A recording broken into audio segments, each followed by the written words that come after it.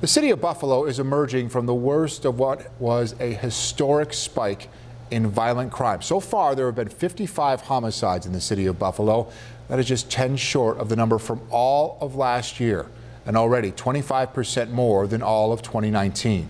Tonight, Olivia Proya takes an in-depth look at why so many of these cases remain unsolved and the role the pandemic might have played in the increase.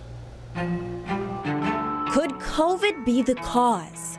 The pandemic has had, I think it's fair to say, complex effects on the violent crime increases that we've seen. Dr. Richard Rosenfeld is with the Council on Criminal Justice. He spent the past year and a half studying how the pandemic has affected crime in 29 cities across America, including Buffalo. We continue to see elevated homicide rates and other indicators of firearm violence, but it appears as though those increases are slowing. That started right around the end of May is when shootings really took off throughout the whole summer and continued on into the fall, and then it kept going right on into 2021.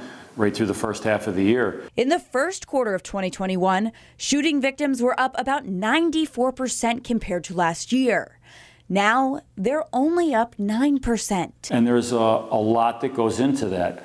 All of our community efforts completely ramped up again. You know, the Operation Viper and you know, taking violent offenders off the street has had a significant impact. But homicide numbers are still high. An analysis of data provided by Buffalo Police to the 7 Eyewitness News I-Team shows homicides have increased 36% since 2019. This year, there have been 55 homicides to date. 65 people were killed throughout all of 2020. Compare that to 2019, when there were 44 homicides total. It's a pandemic of its own. You know, it's an epidemic whenever you have violence that repeatedly occurs and occurs. But Gramalia says these statistics are more than numbers. They're people, and the only way they're going to change is through the community's help. These are people we're talking about.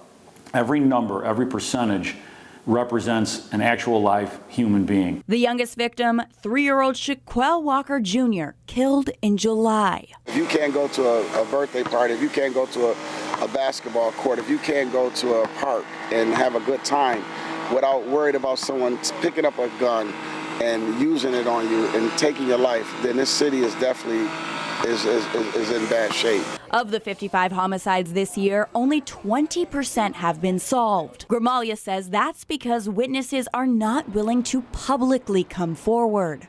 So the majority of these shootings, you know who did it.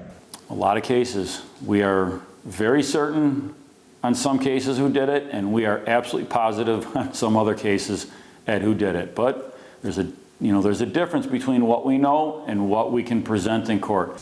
But Pastor Tim Newkirk says it's that very solve rate that leads to uncooperative witnesses. So people don't feel that telling or giving out information do any good because the perpetrators usually walk away or they're still seen in the community. And that's when the families and the victims feel that they're threatened for their life and no one there to protect them. So they're not going to give up that kind of information. And the way that changes? We have to build a relationship.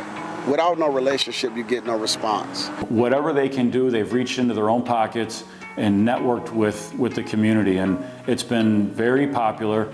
We have a lot of support. For the I-Team, Olivia Proya, 7 Eyewitness News.